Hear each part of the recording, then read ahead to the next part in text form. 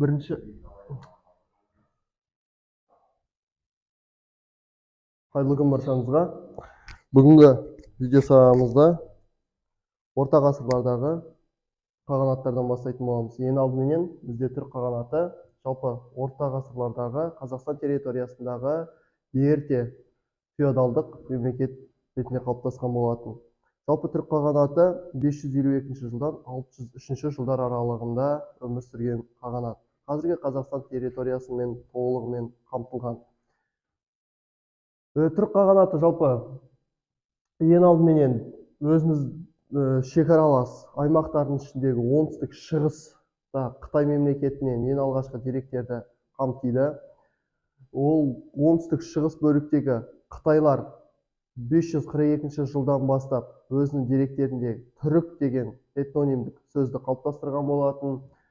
Түрік қағанатының ішіндегі Ашина руы жалпы Қарлұқ мемлекеті құлағанға дейінгі уақытқа дейін барлық билеушілердің, қағандардың барлығы Ашина руынан шығып отырған болатын.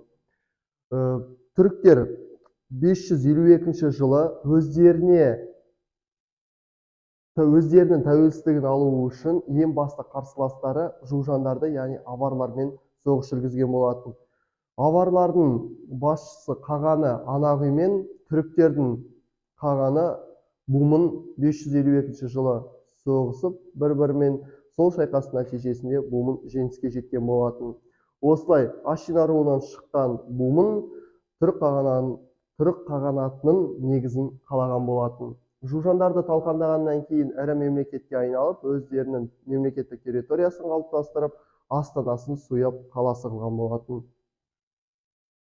Қағанаттың географиялық аумағымен ең алдымен алғашқы кезде олар Қытай шекарасының батысында Алтай тауларының етегінде өмір сүрген болатын.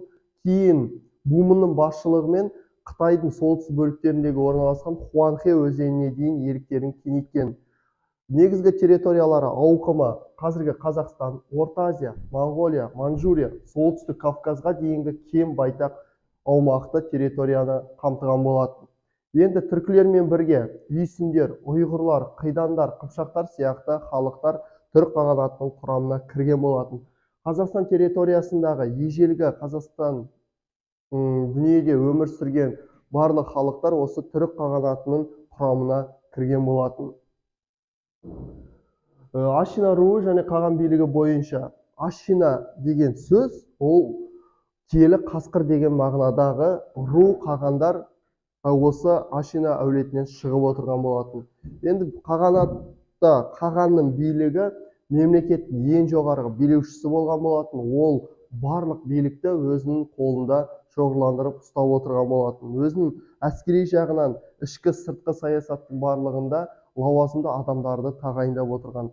Әкімшілік жүйе бойынша әскери және азаматтық билікте басқаратын жүйеде адамдарды лауазымдық биліктер ол бізде Япху мен Шат, қарапайым халықты түрік қағанатында жалпы будындар деп атаған, және мемлекеттегі қара жұмыстарды және бір мемлекеттен шабуыл жасап, ол жердегі халықты бодан ретінде алып, шаруаларды жасатып, өздеріне керекті ауыр жұмыстарды салып отыратын адамдарды тат деп атаған. Яғни тат қарапайым сөзбен құл деген мағынада.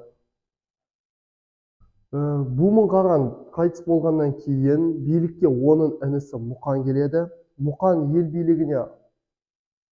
билікке келгеннен кейін жужандарды толығымен талқандайды. Осы жужандарды толық жеңгеннен кейін ол орталық Азия мен оңтүстік Сібірді бағындырған болатын. Шығысқа қарай жорықтар жасау барысында көптеген тайпа халықтарды бағындырған. Қидандар, Қара Қытай, Енисей қырғыздарына да билік жүргізген. Әскери жағынан Мұқан қаған кезінде түрік қағанаты өте мықты империя қағанатқа айналған болатын. 553 жылдан 572 жылдар аралығында Мұқан қағанның ел билеген уақыты. Қытай жылнамаларында деректер бойынша Мұқан қаған жайлы шекара, яғни шекара дегеніміз ұлы қорған, ұлы Қытай қорғаны, сыртындағы барлық иеліктердің зәресін ұшырып отырған деп Қытай деректерінде келтіріледі. 6 ғасырдың 60 жылдары түрік қағанаты сол кездегі ірі мемлекеттердің қатарына жатқызылатын Византия, Иран, Қытаймен саяси және сауда байланыстарын орнатып отырған. Түрік қағанаты нығайған кезінде 6 ғасырдың 70 жылдары Манчжуриядан Босфорға дейінгі жерді алып жатты. Мұқан қағаннан кейін билікке Иштими қаған келеді. Жалпы Иштими қаған мемлекеттегі үшінші қаған ретінде сипатталады. Иштими қаған қазіргі Қазақстан территориясы мен орталық Азия аумағын бағындырып, Еділ мен Солтүстік Кавказға шыққан болатын. Енді Қазақстан мен Жетісу аймақтарында Орта Азияның шығыс аймақтарын бағындыру, сасаниттермен одақ құру арқылы олар Ирандармен серіктес арқылы негізгі қарсыластарын эфталиттерді талқандаған болатын.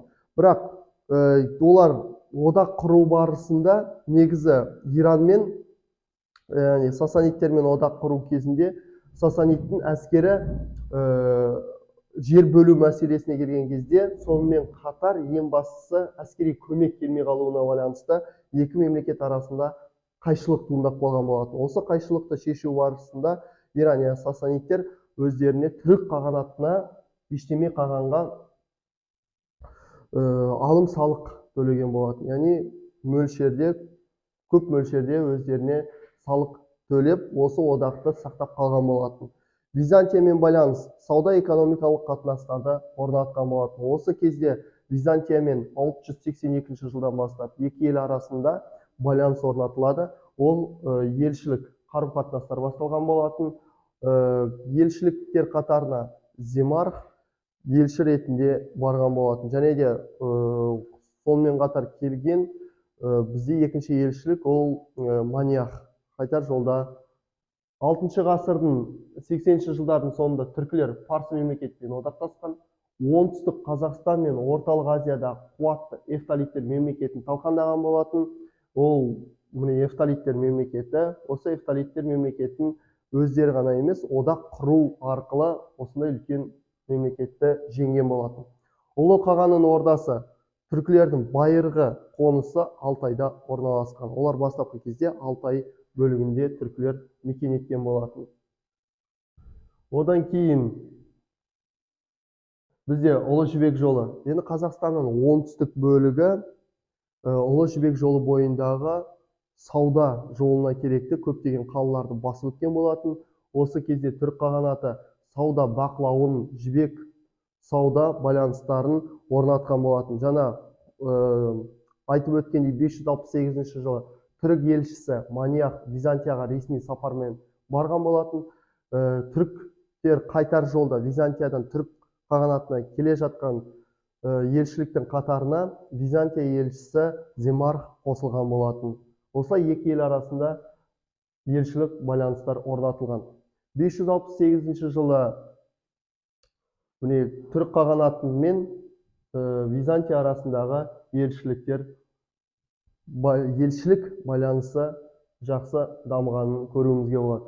Қағанаттың әрбір мемлекет қағанаттың құрылуы бар, дамуы бар, ең соңында мемлекеттің құлауы бар. Мемлекеттің құлауына көптеген қайшылықтар, ішкі қайшылықтар мен сыртқы факторлар әсер етеді. Түрік қағанатын ыдырауына 582 жылдан бастап үлкен территориядағы түрік қағанаты өз ішінде ыдырай бастаған болатын. Жаңа Астана ретінде олар өздеріне орталығын Суяб қаласы қалыптастырады. Осы Суяб қаласы ерте орта ғасырлардағы көптеген қағанаттардың негізгі Астана рөлін атқарған. 603 жылы түрік қағанаты шығыс және батыс болып екіге ресми түрде ыдырап, өмір сүруін 603 жылы тоқтатқан болатын. Осылай бүгінгі сабақта біздегі түрік қағанатының құрылуын, дамуын және ыдырауын толық қарастырып шықтық.